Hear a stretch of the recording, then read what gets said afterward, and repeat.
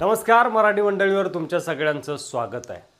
महाराष्ट्रात येत्या काही दिवसात विधानसभा निवडणुका होऊ घातलेल्या आहेत आणि ही निवडणूक प्रामुख्याने निष्ठा विरुद्ध गद्दारी आणि विकास विरुद्ध खोके अशा दोन मुद्द्यावर असणार आहे। निष्ठेचा नांगर म्हणजे संतोष बांगर असं म्हणत मांडीवर थाप देऊन मी ठाकरेंसोबत आहे असं सांगणारे संतोष बांगर बघता बघता शिंदे गटात गेले। आता लोकसभेनंतर विधानसभा निवडणुकीत याच गद्दारांना म्हणजेच साथ सोडून शिंदे गटात गेलेल्या आमदारांना अद्दल घडवण्यासाठी उद्धव ठाकरे चांगलेच ॲक्शन मोडमध्ये आलेत। जे 40 आमदार एकनाथ शिंदे बरोबर गेले त्यांचा एकामागून एक करेक्ट कार्यक्रम करण्यासाठी ठाकरेंनी व्यूहरचना आखण्यास सुरुवात केली आहे। आता टार्गेट आहे हिंगोली जिल्ह्यातील कळमनुरी विधानसभा मतदारसंघ आणि त्या ठिकाणी असलेले शिंदे गटाचे आमदार आहेत संतोष बांगर। यांचा पराभव करण्यासाठी ठाकरेंनी उमेदवार सुद्धा ठरवला आहे असं बोललं जात आहे। हा उमेदवार कोण आहे? संतोष बांगर यांना हरवणं त्यांच्यासाठी सोपं असेल का? आणि कळमनुरीमध्ये ग्राउंड पॉलिटिक्स कसा आहे चला तर बघूयात। गद्दारीचा सिक्का बसलेल्या संतोष बांगर यांच्या बाबत आधीपासूनच जनतेच्या मनात नाराजी आहे। अधिकाऱ्यांना शिव्या देणं असो किंवा फोनवरील वादग्रस्त कॉल रेकॉर्डिंग असो, लोकसभा निवडणुकीच्या काळात आक्षेपार्ह हातवारे करणं असो, यामुळे संतोष बांगर यांची प्रतिमा मलिन झाली आहे आणि याचा प्रत्यय आपल्याला लोकसभेला आला देखील। हिंगोली लोकसभेत शिंदे गटाच्या उमेदवाराचा पराभव करत ठाकरेंच्या नागेश पाटील आष्टीकर यांनी मशाल पेटवली। महत्त्वाची बाब म्हणजे यामध्ये कळमनुरी विधानसभा मतदारसंघात विद्यमान आमदार संतोष बांगर हे शिंदे गटात असून देखील ठाकरे यांच्या उमेदवाराला 21,000चं लीड मिळालं। ही लीड म्हणजेच संतोष बांगर यांच्यासाठी धोक्याची घंटा मानली जाते। 2019ला राज्यात महायुतीचं वारं असताना ठाकरेंनी तत्कालीन जिल्हाध्यक्ष संतोष बांगर यांना थेट विधानसभेचं तिकीट दिलं आणि निवडून सुद्धा आणलं। मात्र उपकार विसरलेल्या संतोष बांगर यांनी थेट शिंदेच्या गटात प्रवेश करत ठाकरेंशी गद्दारी केली आणि याच गद्दारीचा बदला आता उद्धव ठाकरे घेणार आहेत आणि त्यासाठी ठाकरेंनी मोठा डाव टाकलाय कळमनुरी विधानसभा मतदारसंघात। 2019च्या विधानसभा निवडणुकीत कळमनुरी विधानसभा मतदारसंघात तिरंगी लढतीचा फायदा संतोष बांगर यांना झाला होता।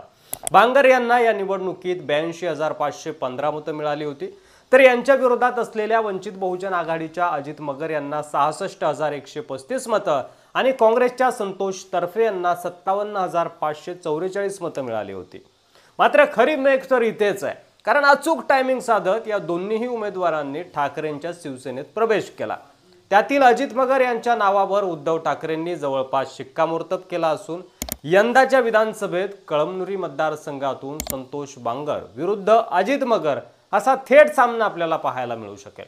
एकीकडे संतोष बांगर हे फक्त 7वी पास आहेत, तर दुसरीकडे अजित मगर हे उच्च शिक्षित असल्यानं जनतेच्या मनात त्यांच्याबद्दल चांगली भावना आहे। अजित मगर यांच्याबद्दल सांगायचं झाल्यास ते कळमनुरी तालुक्यातील सर्वसामान्य मराठा कुटुंबातील।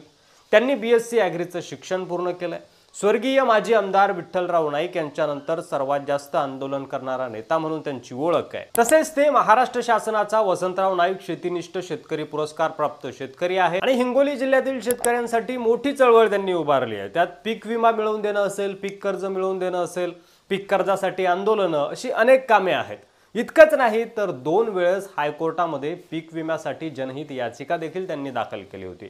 18 पगड जातीचा हा मतदारसंघ असला तरी मराठा समाज या मतदारसंघात मोठ्या प्रमाणावर आहे। तसं बघितलं तर कळमनुरी विधानसभा मतदारसंघ हा एकेकाळचा काँग्रेस आणि CPIचा बालेकिल्ला। 2009 पासून अजित मगर हे स्वर्गीय काँग्रेस खासदार राजीव सातव यांच्यासोबत राजकारणात आले।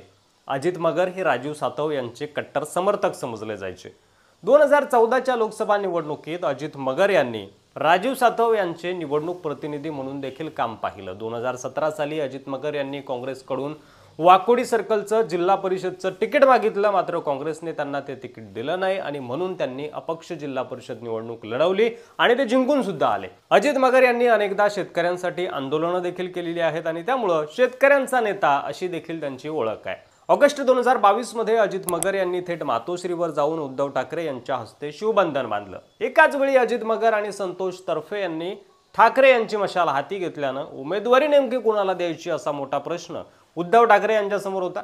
मात्र मागच्या विधानसभा निवडणुकीतील मतं आणि मतदारसंघातील राजकीय वजन बघता ठाकरेंनी अजित मगर यांचं तिकीट जवळपास फिक्स केलंय, हे जवळपास पक्क मानलं जातंय। अशा वेळी दुसरे सहकारी संतोष तरफे यांनी ठाकरेंचा आणि महाविकास आघाडीचा आदेश मानून आपली पूर्ण ताकद अजित मगर यांच्या मागे लावली। तर संतोष बांगर यांचा करेक्ट कार्यक्रम झालाच म्हणून समजा. तुम्हाला काय वाटतंय, संतोष बांगर यांना आसमान दाखवण्यात उद्धव ठाकरे यशस्वी होतील का? आणि कळमनुरीमध्ये मतदारांची साथ कुणाला असेल, गद्दारांना की उद्धव ठाकरेंना? तुमचं मत कमेंट बॉक्समध्ये लिहायला विसरू नका. चॅनलवर नवीन असाल तर सबस्क्राईब करा, व्हिडिओ जास्तीत जास्त शेअर करा. पुन्हा भेटू पुढच्या व्हिडिओमध्ये. तोपर्यंत रजा घेतो. धन्यवाद. जय महाराष्ट्र.